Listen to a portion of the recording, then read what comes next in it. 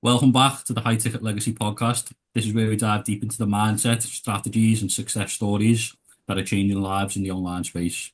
I'm Jordan, and as always, I'm joined by a joint host, James. And today we've got a very special guest with us, our community leader, Chris Brown. Chris is an absolute legend within our community, and to anyone listening, the guy has been an integral part of mine and James's journey from the off. From day one, he's been a mentor, a leader, and someone who's truly practices what he preaches. And when it comes to building success online, he's definitely the man to listen to. We're excited to have him here, and we're going to be sharing some experience and insights with you all. And it couldn't be a better time to have him on, as we're going to be diving into a massive roadblock that a lot of people hit throughout their online business, and it's going to be limiting beliefs. So whether it's self-doubt, fear of failure, or any belief that success is only for the other people, there are mental barriers that keep us stuck in this rut that we're in. So we're looking to obviously try and overcome and break it down in this podcast. And Chris has helped so many people, including us, break through these barriers. So if you're ready to shift your mindset, unlock your full potential, stay tuned because this episode could be the game changer for you. So, Chris, something that we want to set the tone for the start with all our guests is that we want to take it back right to the very beginning. Talk us through your early years, what it was like growing up, any struggles, moments of clarity, and everything that kind of maybe shaped you to where you are today. Doesn't have to be massive in depth, just paint a nice picture for us whenever you're ready, man. Yeah, perfect, mate. Well, look, it's good to be on here with both you legends. I'm absolutely honored, and thanks for the invite. So I'll take you, right back and give you just like a few key pieces about my journey, my life, my story, just to give some context. Um, I really kind of grew up, actually, to be honest, in a pretty normal household. I did have a pretty strict dad and a fairly kind of easygoing mum, but definitely the way that I brought up instilled a bit of independence and discipline in me, which definitely has helped when it's come to online business. I was a bit of a rebel in jobs and stuff like this. I think I've had something like 25 or maybe even close to 30 different jobs. Working in pet shops, lifeguards. I've sold oil paintings door to door. I've done sales in telesales. I've done it all. Only lasted about 2 years or 1 year in all of them because I just absolutely hated working for people. So that's pretty much what happened. I ended up going to school, uni, not because I wanted to, but because I felt my parents wanted me to, and because all my friends were going there. And went to uni pretty much like everyone else does. I just drank myself and took drugs the entire way through uni and had the best time, to be honest, but came out with an enormous debt and not much else to show for it. I never used my degree to get a real kind of job in that field. And all I was thinking about when I was at uni was, "Oh, what do I actually really want to do with my life? Like, what excites me? What is fun? What do I love doing?" And it always came back to traveling for me. Like, I literally just loved traveling. I'd been to Borneo for like my first ever big trip, and I'd done, little bits of Europe and stuff. And that's just really all I cared about, all I could think about. So when I finished uni, I went and got a sales job doing telesales. I was calling 400, 500 people a day, and that paid for my trip out to Australia. And then when I got to Australia, that for me is when everything changed. That's when I realized what true freedom was, to be able to move to another country, have a different lifestyle, have a different culture, have a different daily schedule, not have to go to a job, um, and just literally do whatever you want with your time. My friends at the time came with me, and they all decided to go home. And that was kind of the catalyst for me to think about, how do I start earning an income online? Because I'm never going to see my friends again because I'm not going back to England. So my friends and my family, they're all in England. There's no way I'm going back. I need a way to make income online. And I tried multiple different businesses. I tried and failed 5 different businesses, I think, potentially more, and ended up stumbling upon what I currently do now, high ticket affiliate marketing, and everything changed. And that's, really why we're on this, while we're sat on this podcast together. That's why we've been working together. That's why we have an incredible, amazing community of just like leaders and action takers and people making a difference, purely because I wanted a different way of doing life and I made it happen. So that's where we are today. Man, that's so good, and I feel like what you stated there about not going back to the UK, and like you've left the UK on a trip and you've got the taste for actually being out of that environment. And I feel like that's what changed for me, where I left an environment which I always knew, went to somewhere else completely different in the world, and I was like, wow. That's when I stumbled across yourself, and I was like, I want a bit of what this guy's got right now. So like that's like the reason for like for me starting this business too, and I can really resonate with your journey right there, man. Like I didn't go to uni myself. I don't think you did, Joe, did you? But like we've Well, you're always lucky, had, guys. yeah, we've always had that like independence about us, where like we want more. We want to go and strive for more. We've always earned money from a young age, like because we like you know what I mean. We want more. Um, but yeah, that's so good, man. Really good. But I'm gonna touch on a first question, Chris. I feel like we want to focus this call around like this podcast, sorry, around like limiting beliefs today, just to kind of like give people that shift, which will make them think about other perspectives and whatever else. But basically, what were some of the biggest limiting beliefs you had to overcome when starting your own entrepreneurial journey in the obviously affiliate marketing space? Yeah, good question. Limiting beliefs are honestly not something I think a lot of people know about until you find entrepreneurship, until you get into business and someone says, "Hey, what's your limiting beliefs?" For me, I was like, "What the fuck's a limiting belief? I don't know what that is." How, please explain. And nobody in my entire life had ever told me that we have beliefs about ourselves that stop us from actually achieving what we want in life, who we want to become, how we want to behave. Like all of the things in our life, they're all determined by the beliefs we hold around it. Now, whether that's a positive belief or a negative belief depends on what actually happens, right? So for me, I actually came into this business thinking I was a bit of a G, to be honest with you, and thinking that I knew everything and was going to absolutely cane it. And I didn't have necessarily limiting beliefs around business or belief in myself. Like I was pretty confident. I knew I could do anything that I put my mind to. I knew online business worked because I'd already seen, so many people doing it. I just hadn't made it happen myself, but I knew that it was possible. So I didn't have any other limiting beliefs around like business or anything like that. But what I quickly came to realize only after starting my business was that I had some pretty tangled up beliefs around money. Money was a really big block for me, and I would say that's probably the biggest one. Um, yeah, money was a big struggle. I just found it very difficult to let go of money. I found it very difficult to invest money comfortably, and I found it very difficult to, I guess, maintain money. Anything around money was a bit of a block for me when it came to running business. So that was a big block. Um, in terms of other things, Do, I do would you say, think do you think that block list came from kind of how we're maybe fine-tuned as we're younger through like school, kids, the way you're kind of taught to maybe save, save, save and hold on to money as opposed to spending it in the right way? Do you think that like maybe was the case? yeah, definitely, mate. For me, when I look back now, it's very obvious actually where it came from. I had a dad who was, okay with money. He'd done pretty well. He worked very, very hard for all of his life, but he just was very secretive about money and struggled to let it go. He was, holding on to it.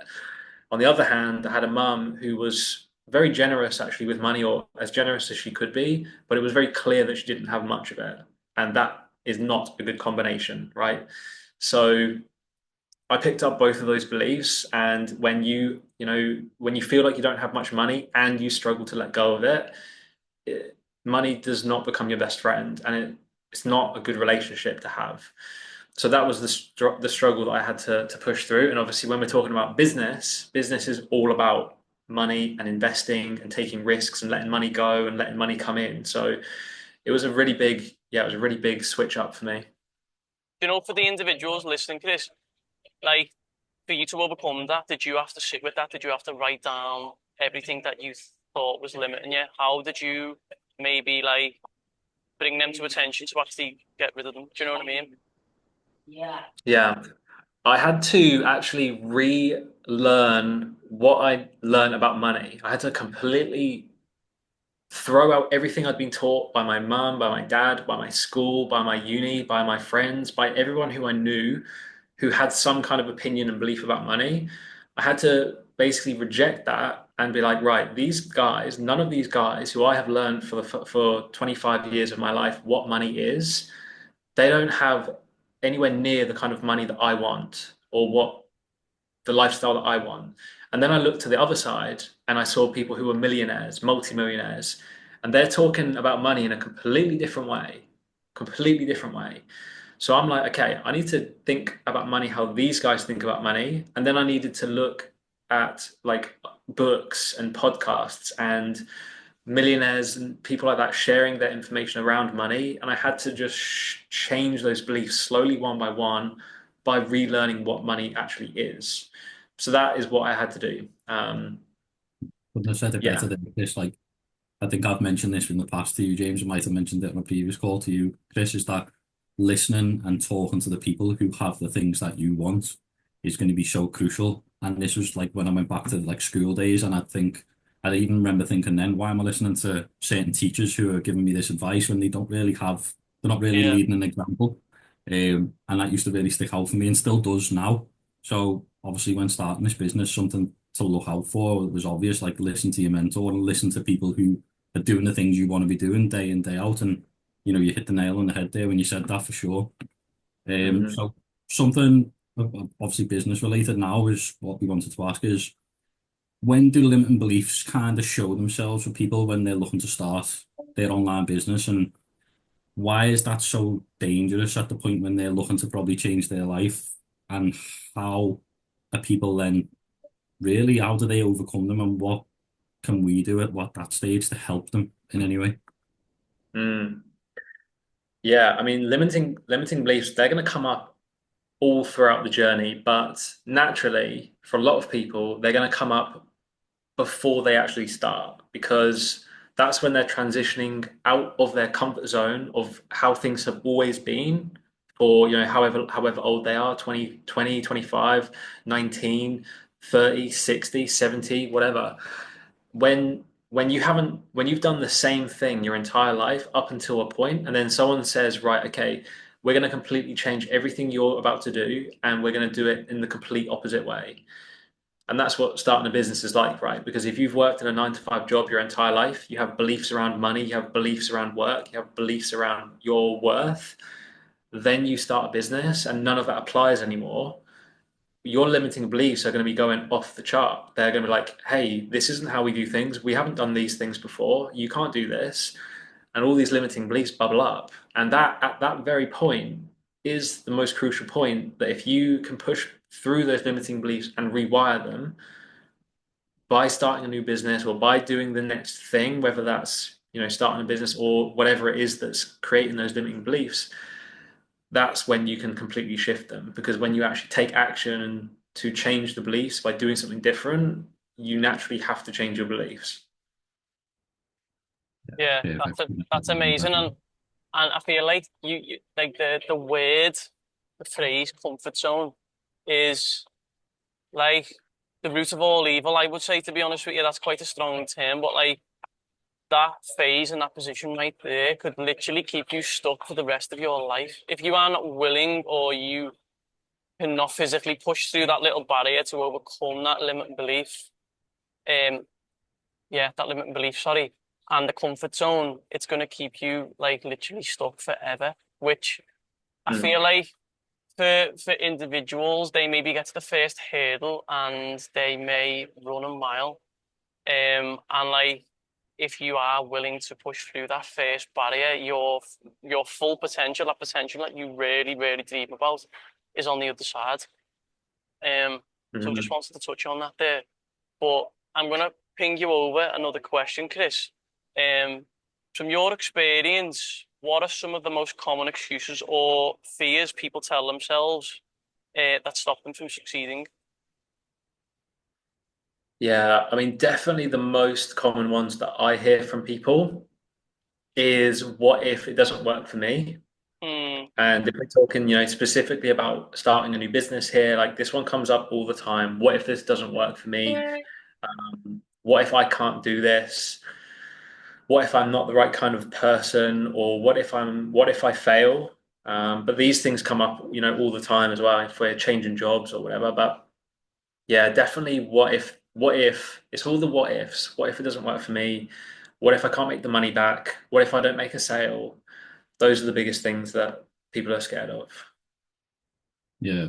It's similar as well. You mentioned there, obviously, like when you go into a job as well. I mean, I've had my fair share of jobs in the past, not as many as you there, Chris, but I've had a good number of jobs. And what I always found is when you move into a new job, you kind of adapt and you change a little bit as a person, not entirely, but you adapt to maybe the culture in that workplace to try and fit in, as they say. And I'm not saying the exact same happens with this business, but what happens when you come into this business is you change to the better version of yourself. I would say wholeheartedly, you become maybe the person you always wanted to be, but you've been, refined to this way of working in a cultured workplace. But the minute you step into this online space, you quickly what you're good at shows and what you're also bad at will show. Mm, And you'll be forced to kind of work on them. And in the short space of time that I've been involved so far, that's what I've kind of discovered is that it's made me look at myself a lot more. It's made me identify things in people, maybe early stages, which is mm. crazy, really, because going into a job, everyone kind of just becomes the same person, if you like. Everyone's kind of unique in their own way, but they become robotic. This business allows you to just be as unique as you can. Yeah. Well, this is the thing, right? Like, we people have limiting beliefs in the normal employee world because it's okay to have limiting beliefs. Like, it's actually part of society, it's part of culture to validate people's beliefs as being like, if you have a negative belief about yourself, they just change the job in order to make it easier for you, or they change your position around to make it fit better or whatever. You know, for example, like a limiting belief might be like, oh, I'm not very good at sales. Well, then your boss is like, okay, well, if you don't think you're good at sales, how about we move you to the customer service department? All right. And now you've just validated someone's belief about themselves negatively. Whereas Yeah, if you can actually just support them to be like, hey, you know what? That's false. You can be good at sales if you want to. You just need to, change how you're perceiving what sales actually is and how your skills around that is. When you're in business, you don't have that luxury, my friend. yeah, You are forced to face your demons. Like, yeah, business is literally the biggest mirror to your soul that you'll ever do. And that's why it's such a struggle. Business is easy. Building a business is so easy. But what is difficult is unpicking and unfolding and holding that mirror up to yourself and being like, look, these are all the things that have held you back through your entire life. What are you going to do about it? yeah, And that's where people struggle in business. They aren't prepared to look at those limiting beliefs and be like, fuck, I can't believe I've thought this for however many years of my life, and I can't believe I've allowed my life to be small because of that thing. But yeah. a job will let you stay small. They want you small. That's how they keep you there. Yeah, that's it. And I Yeah. think we were on a call, or there was a call I watched back. Sorry, I missed the previous call. I think community call where I think it might have been Victoria was talking about how we're labeled when we're younger, as in like, being known as being a quiet child, and then that's sticking with you throughout your life. And maybe you're not really a quiet child, you were just maybe a bit shy when you were younger, but because you got labeled quiet, you became that quiet person throughout your life, and you don't have to stay refined to that. And that's stuck with me since watching that call back. So another question that we wanted to throw over, Chris, is what kind of mindset shifts and what daily habits have helped you break maybe some limiting beliefs, and what's allowed you then to that build the confidence in the business to where you are now? Yeah, one of the biggest things that's really helped me and always does help me to overcome limiting beliefs is actually looking at people around me. So as soon as I am, thinking about limiting belief, and it could be, whatever, it could be, it's not possible for me to make 10K a month, or it's not possible for me to make 100K a month, or I can't do this or I can't do that. I just look to someone around me who's already done that, and I'm like, huh, well, if they can do it, why not me? I think that's such a good way to get rid of those limiting beliefs. If someone else has done it, why not you? Why not me? And that is something I always am looking at. Um, the other thing with the whole limiting beliefs thing is starting to really tune in to yourself and to really start to listen to your inner voice and your actual like soul, and listen to what it really thinks and what it really feels. For a long time, I was so out of touch with my emotions, and I was so out of touch with my soul, whatever you want to call it, that I would never have even known what was going on. And business, you really have to tune into those things to know like what feels good, what doesn't feel good, what feels right, what doesn't feel right, what feels true, what doesn't feel true. So that really helped. Um, what else helps to overcome limiting beliefs? Those are the two biggest ones, I think. And then just really taking action, taking responsibility for those things to change them. Because if you're not going to take responsibility for them, no one's going to change it for you. Yeah. I feel like as well, this like associating and surrounding yourself with people who are wanting the same as you, people, other driven individuals, like a community of amazing people who want to provide for each other, who want to go to the top. Like that solidifies the belief in everything. You can see these individuals doing it, as you've just said then. And if they're doing it, you can also do it too. So like sitting there and tuning in with like your emotions, yourself, feeling like, okay, well, like what do I need to do physically inside of me to actually reach this potential? I feel like that's class, man, and like I feel like most people they maybe don't want to tune in because they may be in fear of like I don't know what it may be, but like I feel like that's class, man. It really is class. Mm. Nice. Yeah, I look to our community as like a priority. I'm always looking to our specific community and just seeing like what people are building, what people are doing, because it's so close to home that it basically is just one step away from me. Yeah, that's amazing, man. Got another question for you too, Chris. If someone listening right now feels like they're stuck in their own limiting beliefs, what's one powerful piece of advice that you would give them to shift it? Honesty, I would say. Mm, Honesty is what is needed because if you know, especially if you know that you're stuck in limiting beliefs, and you know that there's stuff holding you back, and you know that there's some baggage that needs to be dealt with, then the only way out of that is to get really honest with what is that stuff and what is the best plan of action to actually start changing it. If if someone's just completely stuck and they don't even have any awareness um, around the fact that they're stuck, then awareness and honesty is potentially needed. Like having just tuning in and getting some awareness around, okay, like why do I actually feel like that? But yeah, when it comes to those limiting beliefs, like you just gotta get super honest with yourself and just own up for the shit that needs changing. I feel like as well, having a solidified morning routine where you meditate, fill up your own cup, Mm.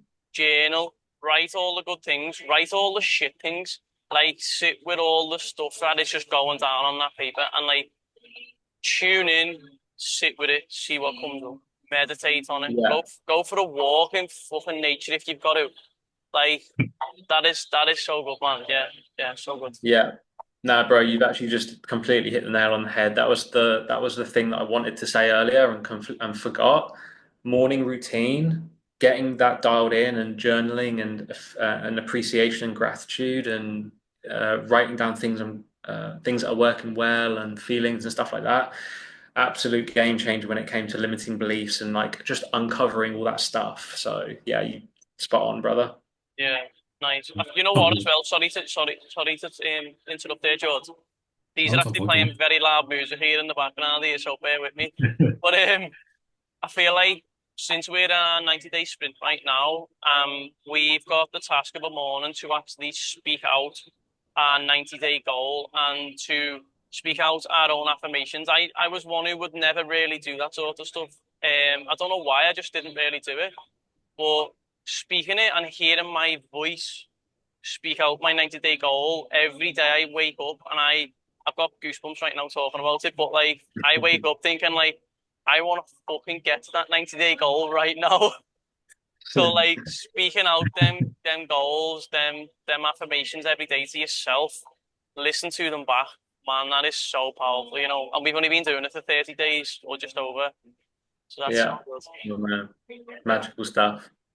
Couldn't agree more. That was actually something that I started doing pretty much from the off when I started this business, just from the 6 week business launch, because again, Jay, like yourself, it was something I never really was privy to. I didn't do it often, and I thought it was just silly. And when I started speaking it, it's not at first when you're saying those affirmations and you're talking to yourself, you kind of you understand it, but then throughout the day, you're subconsciously thinking about it, and you try and then make decisions based around on what you told yourself in the morning. So where I would usually be a bit easier to maybe saying to someone, "Oh yeah, but I'll go for a drink after work," and I haven't done that now for probably God over 2 years. But it was very easy for someone just to say to me, "Trying to go for a drink after work on Friday?" And I'd be, "Yeah, yeah, of course, of course." And now I think to myself, but one of my affirmations and gratitude is that I'm thankful for my health. And if I go and Mm. have a drink after work, I'm not being grateful for my health. I'm not being grateful for the food that I'm eating and what I am drinking. So I avoid it, and I stay away from it because I said to myself in the morning, I'm grateful for my health. So Mm. it does stick powerfully. Um, and you've touched a little bit, James, on who we surround ourselves with. So the question kind of ties in now. So how do the people we surround ourselves with, Chris, kind of impact our beliefs? And this might seem quite cliche, like the people you hang around with. I mean, me personally, I did cut a lot of people out of my life who I knew weren't giving me anything from it. You know, their interaction was poor, and it wasn't a two-way street. It was very one-way driven because I knew what I kind of wanted, and they were still maybe lingering in a different lane. And we just want to, for the people listening, how important is that environment, maybe when starting something like this, especially? Mm. Yeah, I mean, it's like you say, it does sound super cliche, like who you hang around with is who you become, but honestly, it couldn't be further from the truth, I mean, yeah, it's totally true, is what I'm trying to say, because when you are hanging around with people who do not share the same level of energy or the same level of vision or goals, then it's very difficult to truly be authentically yourself because you're constantly minimizing yourself and your goals and your vision to fit into a lesser um, a lesser energy just to feel accepted or just to feel like you're not creating tension or anything like that, which ultimately keeps you small, whether you know it subconsciously or whether you know it consciously. It's just not beneficial. Now, that's not to say you need to cut everyone out of your life, but for me personally, like I just will specifically only take advice and hang around with people seriously who I know are going to actually support my goals, support my vision, who understand and who can see what I see and can actually just feed into that.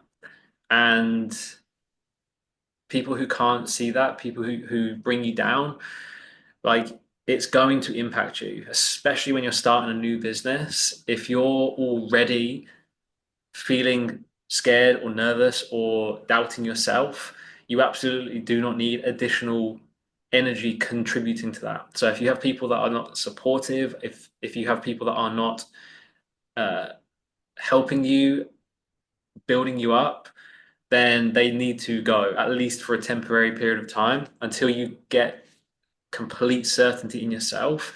And then, yeah, I mean, I fortunately wasn't really in a position where I had to cut people out, but I did naturally start to find that my conversations would go towards certain people, my energy would go towards certain people, rather than people who I may have had conversations with and stuff before. So, you don't have to forcefully cut people out. You just got to be more intentional with where you're putting your energy moving Yeah. forward. Because I think obviously the vast majority of people that jump into the online space are obviously going to be running a job likely alongside it in the interim period. And one thing that has been integral for me, because obviously I'm still running my job alongside my online business, is my energy now in the evening or in the morning is so crucial because I don't want to be wasting 2 or 3 hours on the wrong thing, on the wrong people. Those 2 or 3 hours, and now they've got a baby, is like super, super intense. If someone ruins that for me, I'm like, fuck's sake, don't fucking speak to me, go away. I just want to get home, I want to go to my desk, and then, you have family time later on in the evening. So, like, if anyone listening has maybe got they've got really close friends who maybe don't agree with what they're trying to do. As Chris said there, maybe just cut back a little bit, don't cut them out because, when you're doing well, they probably want to ask you what you're doing and want to jump head first in once it all kicks off. But yeah, being around the correct people is so important. But James, I know you've got one more question on your side as well.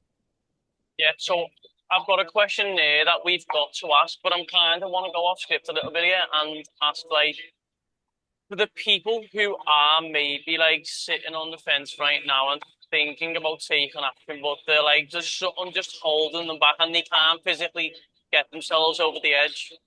What would you say to them individuals right now to just take action on it? It hasn't even got to be the opportunity that we offer. It could be any opportunity. Like, what would you say to them individuals, Chris? I would say, like, what is the worst that can happen? Like, really honestly ask yourself the question, if you were to take action on the thing that you want to take action on, and this could be anything, it could be buying a house, it could be it could be starting a business, it could be, whatever that thing is that you're on the fence about and potentially have fears around or potentially have doubts or whatever, what is the worst case scenario? Because I guarantee it's absolutely nowhere near as bad as you probably imagine.